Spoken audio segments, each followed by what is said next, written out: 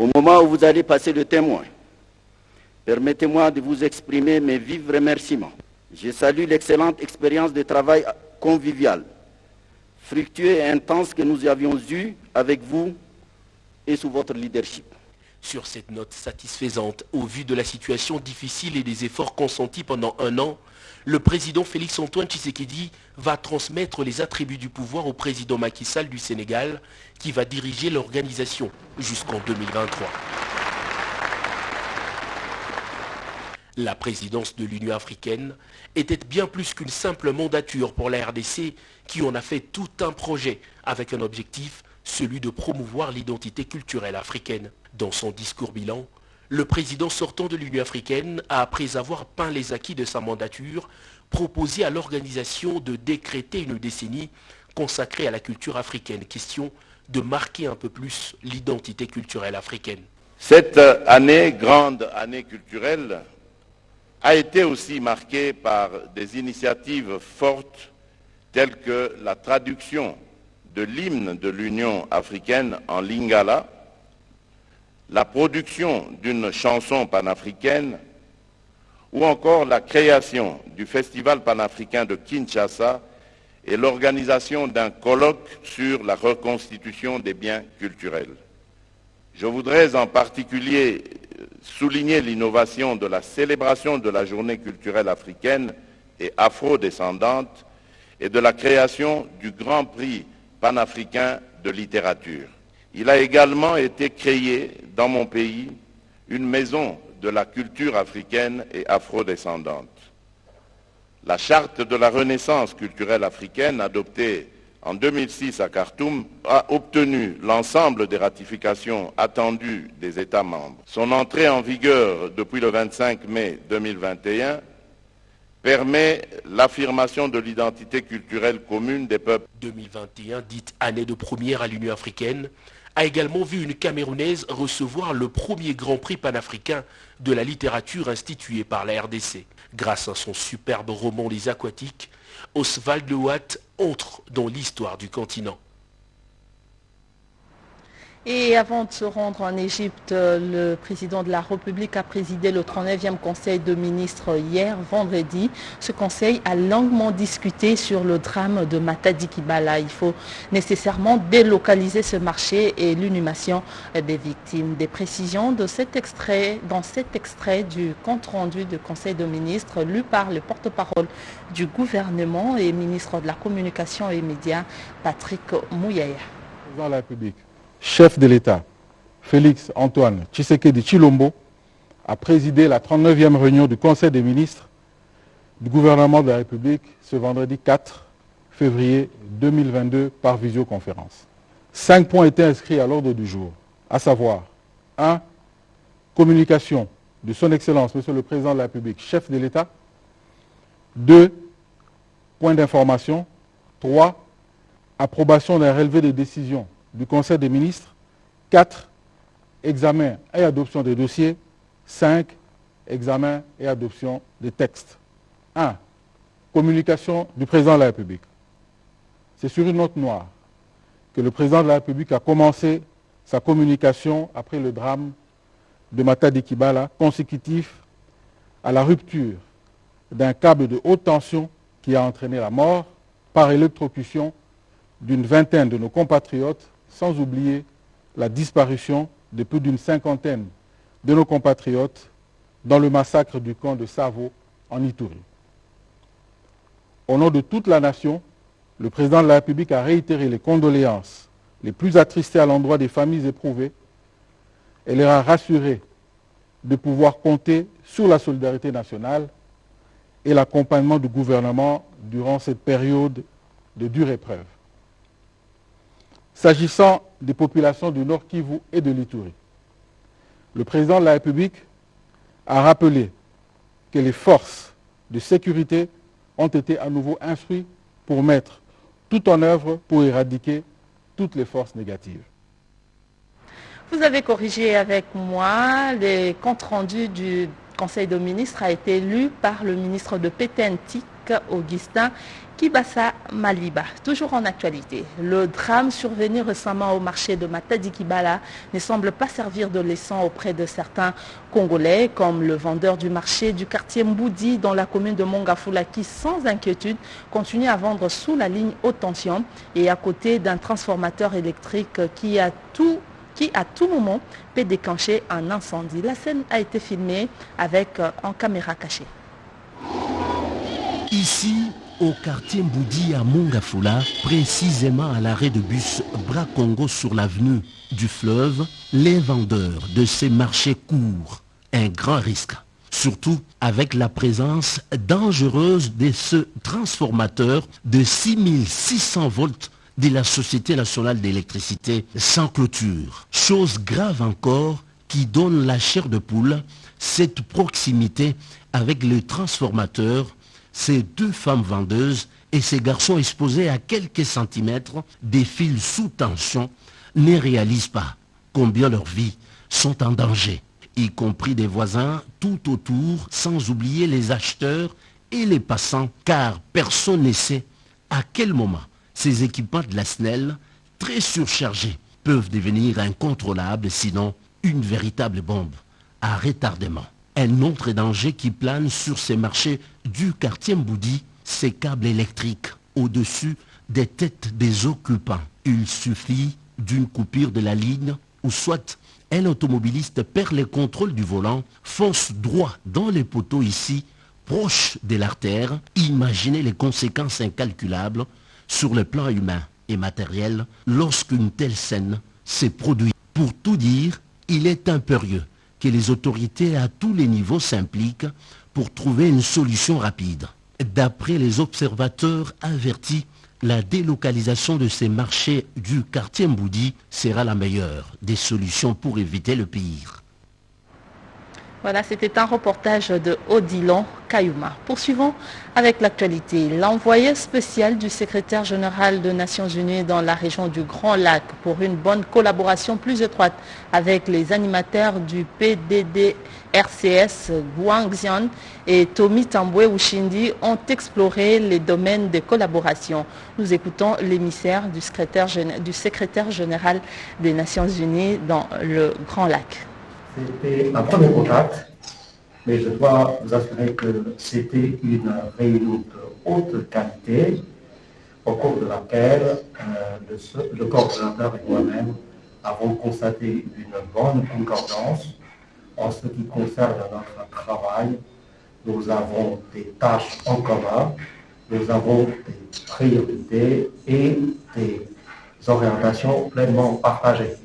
Ce que j'ai promis au coordonnateur, c'est que du côté des Nations Unies, du côté de mon bureau, nous avons travaillé main à la main, étroitement, avec la structure placée sous la tutelle de monsieur le coordonnateur, pour voir comment monter et mettre en œuvre des programmes TTR plus durables, susceptibles de proposer des la vie, le retour à la société, à tous ces gens qui sont prêts à laisser tomber les armes, à sortir de la brousse, à réintégrer la société. Et là-dessus, nous allons travailler en étroite collaboration. Si la structure sous la tutelle du coordonnateur a une vocation surtout nationale, il faut avouer que tous les groupes armés qui sévissent toujours à l'est de la RDC, souvent, ce sont des groupes qui ont une connotation aussi nationale qu'étrangère. Et donc, de notre côté, nous allons travailler avec le coordonnateur pour voir comment nous pourrions appuyer cette structure de la RDC pour mieux gérer ce volet régional. Là, je ne peux pas nier complètement que même dans ces groupes armés, il y a aussi des nationaux de la RDC. Et donc c'est pour ça que je dis, pour tous ces groupes, vraiment c'est un mélange. Comment assurer des plans DDR qui couvrent et les Congolais et les étrangers Et donc, c'est vraiment le point de convergence de notre travail en commun. L'actualité en province, c'est après l'instruction du gouverneur de Lualaba aux entreprises partenaires sur l'accélération de travaux routiers, Fifi Masuka Saini a inspecté les chantiers de Kolwezi pour se rassurer de son évolution. Par l'avenue Manika au quartier Mutoshi qu'a démarré la visite d'inspection des chantiers. Ici, Fifi Masuka Saini a suivi des explications du commissaire général en charge des infrastructures pour l'Inkalaou avant de donner des instructions à l'entrepreneur pour placer les drains afin de canaliser les eaux des pluies. Et à la population qui a construit dans l'emprise de l'État de prendre des dispositions pour dégager et faciliter le travail de l'entrepreneur. Malgré la pluie, l'autorité provinciale a poursuivi sa ronde sur les avenues Gungu et Kalima en pleine réhabilitation au quartier Mutoshi. Et sur le boulevard Laurent Désiré Kabila qui subit un élargissement pour chuter par les avenues Djougou et Depin au centre-ville de Kolwezi. Après, Madame le gouverneur s'est rendu compte d'une tête d'érosion qui menace les habitants du quartier Kanina dans la commune de Dilala et a décidé d'intervenir pour une solution urgente et palliative. Nous faisons notre effort pour que nous puissions essayer vraiment de dégager toutes les routes dans nos quartiers, que toutes les routes soient asphaltées. C'est ça la première des choses. La ville de Kolwezi, elle est sablonneuse. Donc si on ne fait rien, nous aurons des érosions partout. Vous voyez que nous nous forçons d'avoir des drains, d'avoir des marches piétons, d'avoir la servitude. C'est pour préserver toutes les maisons. La population en liesse n'a pas manqué d'encourager celle qu'on a surnommée Mama Béton pour sa détermination et sa bravoure de matérialiser la vision du chef de l'État, Félix Antoine Tshisekedi Tshilombo, ici au Lualaba. Toujours dans la ville de Kolwezi, le projet qui pousse comme des champignons dans la commune de Dilala, de la cité de cette commune au Pont Faté, des réalisations financées par la redéfense minière. Certains partenaires dont KCC ont visité de sites où s'effectuent les travaux avec le bourgmestre de cette commune, Deo Gracias Kalubunda. KCC et Comis, partenaires de la commune de Dilala, des entreprises minières qui figurent parmi les contributeurs à la redevance minière. Avec seulement 40% perçus, la commune de Dilala opère. Avec seulement 40% perçus, la commune de Dilala, dans la ville de Kolwezi, province du Lualaba, opère des miracles. Les responsables de ces deux entreprises minières ont fait les tours des différents chantiers initiés par les bourgmestres de Gracias Kalubunda. Infrastructures routières, les secteurs de l'éducation, la santé, les sociales, la liste n'est pas exhaustive. Le bureau communal qui reflète les aspirations, la cité de la commune, autre ouvrage de qualité visité par la délégation, on y trouve presque tout sur place. École arrivée à 80%, infrastructures sportives et autres. Les ponts Fachi-Béton qui relient les quartiers Ewabora et Mayeke à Manika. L'hôpital général des références des Kanina. Rien à envier aux grands hôpitaux en termes de plateau technique. Ajoutez à cela des projets d'électrification. Comme je donne toujours les rapports à la population de ce que nous faisons avec la redevance minière, il était de mon devoir aussi pour que je puisse informer sur le terrain nos partenaires KCC Comis, les réalisations comme je viens de les souligner tantôt. Tel un élève modèle de la vision du développement du chef de l'État Félix Antoine Tshisekedi, l'autorité municipale de Dilala, Gracias Kalubunda, serait réellement un acteur du social. Deux têtes d'érosion déjà visibles sur la route Inoussi-Niabiwe menacent d'interrompre le trafic sur ce tronçon routier situé sur la nationale numéro 2. Un appel de la population et de la société civile du Sud Kivu pour prévenir l'interruption de cette voie publique d'intérêt national.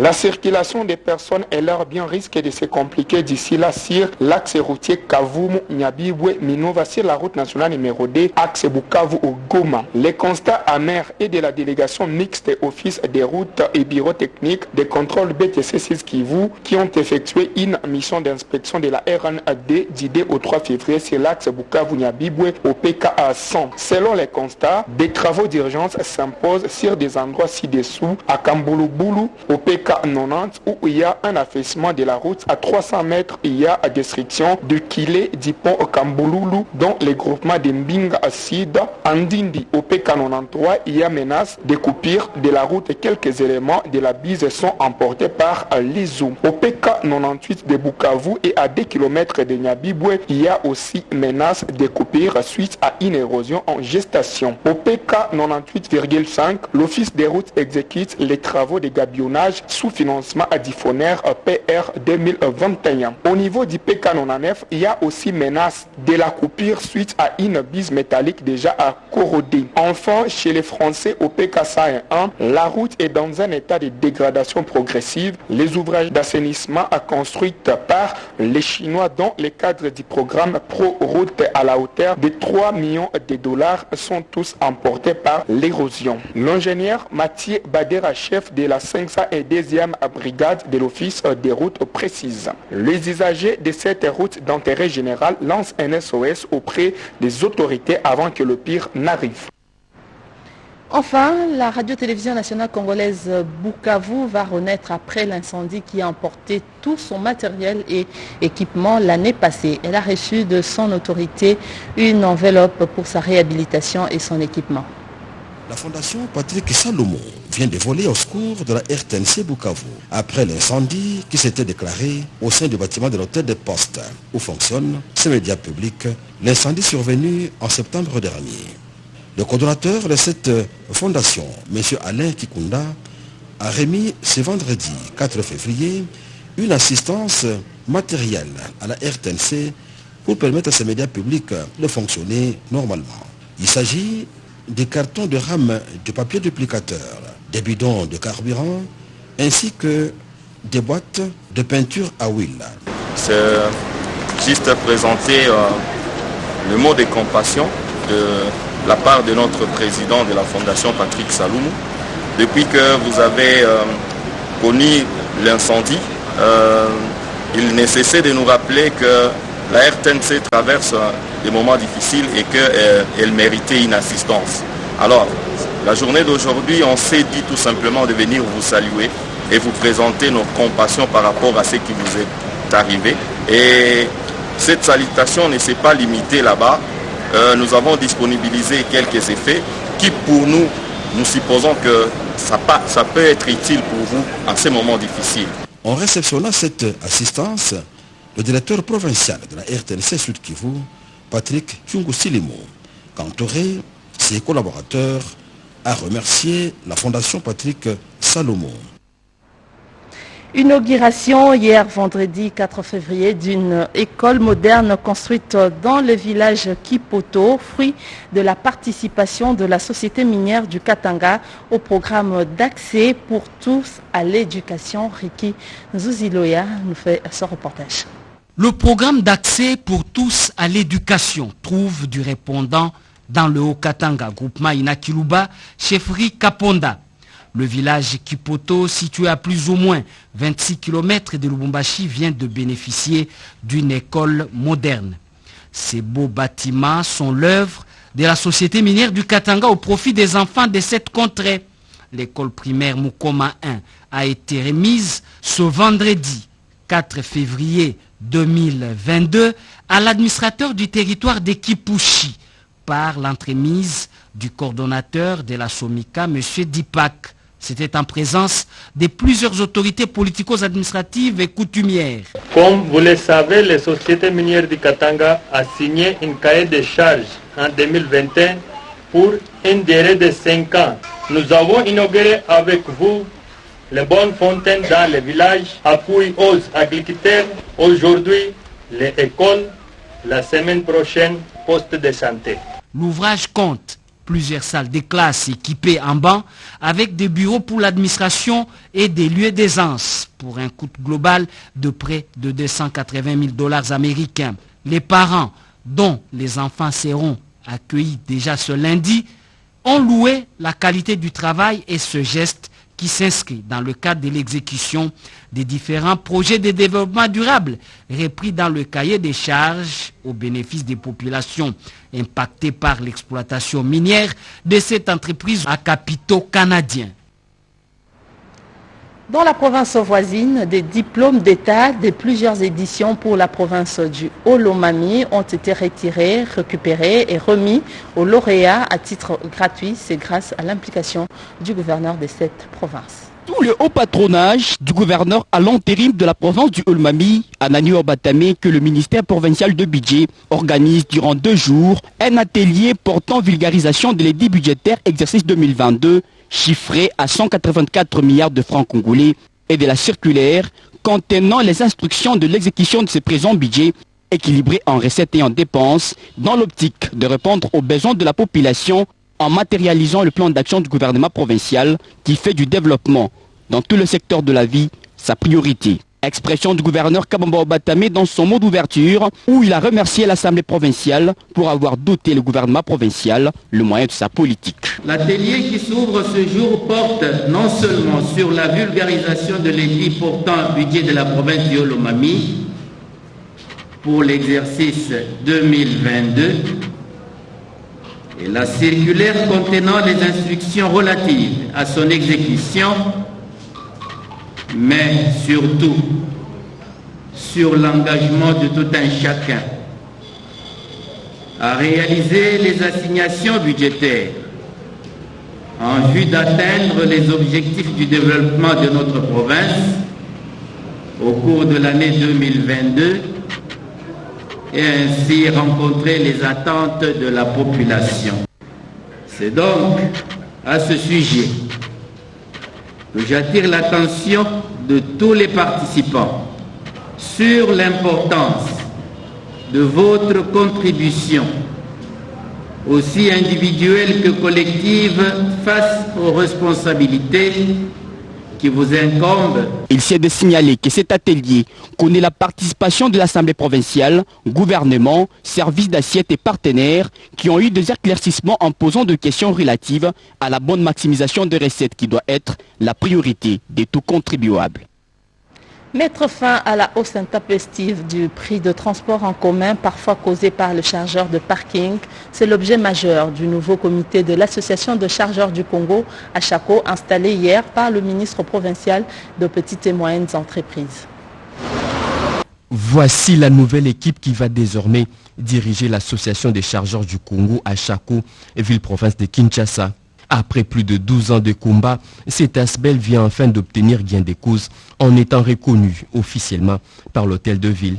Conduit par Adélar Moukissi, ce nouveau comité installé par le ministre provincial de PME aura pour mission de remettre de l'ordre au sein de cette association. Les premiers dossiers sur la table, c'est de mettre fin à la hausse intempestive du prix des transports en commun, parfois causée par les chargeurs. Une situation qui devient un véritable calvaire pour de milliers de Kinois qui peinent déjà à se déplacer paisiblement, a dit le désormais président provincial de l'ACHACO.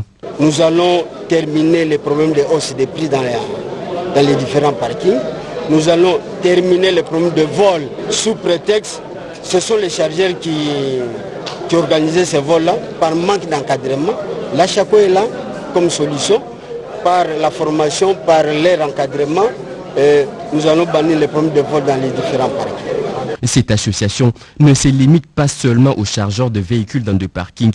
Elle est élargie aux embarqueurs, laveurs, balayeurs, porteurs qui s'adonnent à des manutentions, plus spécialement à l'embarquement de personnes et chargement de colis ou marchandises dans des pirogues, bacs, véhicules, trains, bateaux et avions, a signifié le ministre provincial de PME. La semaine prochaine déjà, une équipe de cette association sera sur le terrain pour procéder à la sensibilisation. Suivez à présent la cérémonie d'échange de vœux entre les animateurs des institutions de la province du Lualaba. Le gouverneur intérimaire du Lualaba, Fifi Masuka Saini, a rendu grâce à Dieu pour cette nouvelle année 2022, tout en invitant ses hôtes à cultiver l'amour et l'unité pour faciliter le développement de la province, selon la vision du chef de l'État, Félix Antoine Tshisekedi Tshilombo. Je puisse commencer par rendre gloire à Dieu Tout-Puissant, qui a toujours été un bon berger pour nous, en tout lieu et en tout temps. Que le buffet de ce soir soit un symbole de redynamisation, de liens qui doivent exister entre nous. Comme des équipes sur un terrain, pour le bien-être du peuple lualabais. Parlant d'équipe, je ne saurais clore mon propos sans parler du grand coach qui donne la technique et la tactique du jeu. Je cite son Excellence Félix Antoine Tshisekedi Tshilombo. Tandis que le président de l'Assemblée provinciale, Louis Kamweni Tumbu Mataïla, a axé son allocution sur la paix, gage d'un développement harmonieux d'une nation, qui s'en est suivi d'un partage de repas et la remise des cadeaux par Masuka Saini, gouverneur intérimaire du Lualaba, qui a souhaité une heureuse et bonne année à tous ses invités ainsi qu'à leurs familles respectives. Le 1er février était le 5e anniversaire du décès de feu Étienne Tshisekedi Wamulumba, en son temps leader de l'opposition. À l'occasion, une messe en sa mémoire a été organisée dans la grande paroisse catholique de Lualaba. Parmi les participants, le gouverneur Fifi Masuka de Lualaba était présente. Dans les cadres des formations politiques, les membres de la société civile, le président de l'Assemblée provinciale Louis Kamweni et les députés provinciaux, les membres du gouvernement provincial et les autorités municipales ont répondu au rendez-vous. L'abbé Patrick Moussouakeng a axé son homélie sur l'amour à l'exemple de cet homme qui a marqué l'histoire politique de la RDC. Il a aussi appelé les dirigeants actuels du pays à suivre l'exemple du sphinx de Limété. Ceux qui dirigent les autres, bien entendu, dans notre foi, le pouvoir c'est un service. Le pouvoir c'est une invitation au sacrifice. Le pouvoir, c'est savoir se mettre à la place de ceux qui dépendent de nous.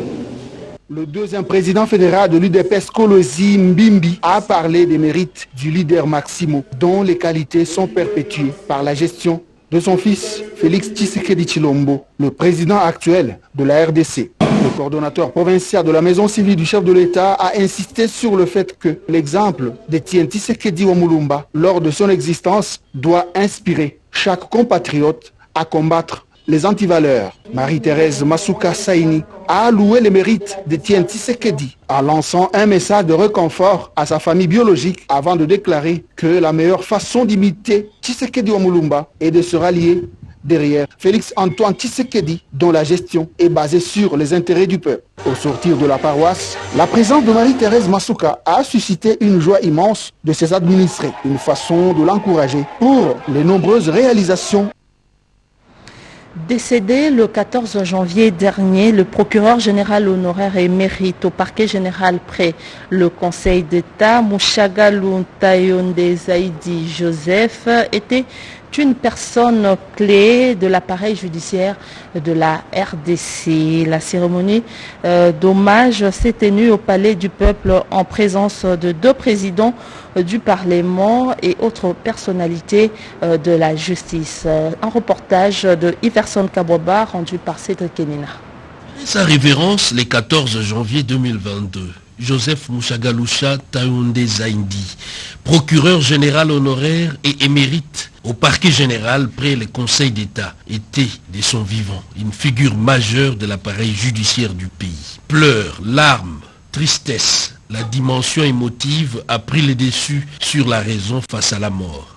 Et on n'en peut rien, surtout quand il s'agit d'une personne de qualité qui a rendu de bons et loyaux services à la nation. Les mythiques palais du peuple est l'espace choisi pour rendre honneur, un dernier hommage à cet acteur de la justice. Les 2 présidents de 2 chambres du Parlement, le Sénat et l'Assemblée nationale, les procureurs généraux près le Conseil d'État, Telaziele Octave, les premiers présidents du Conseil d'État, Vundoawe Tepemako, mais aussi quelques membres du gouvernement ont répondu présents. Tous ont reconnu à l'unanimité le travail abattu par l'illustre disparu.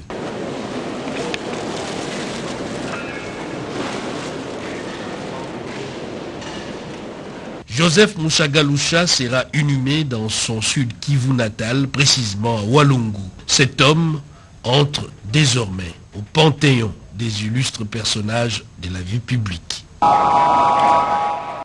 Discover Pongo, Eric Kabamba et Litumba ont assuré la partie technique de ce journal sous la coordination de Jacques Kabwaba. En leur nom, nous vous disons merci de nous avoir suivis à travers le monde. Restez branchés sur la RTNC qui va vous diffuser d'ici là le direct du match de classement de la Coupe des Nations 2022. Nous vous disons merci de nous avoir suivis et au revoir.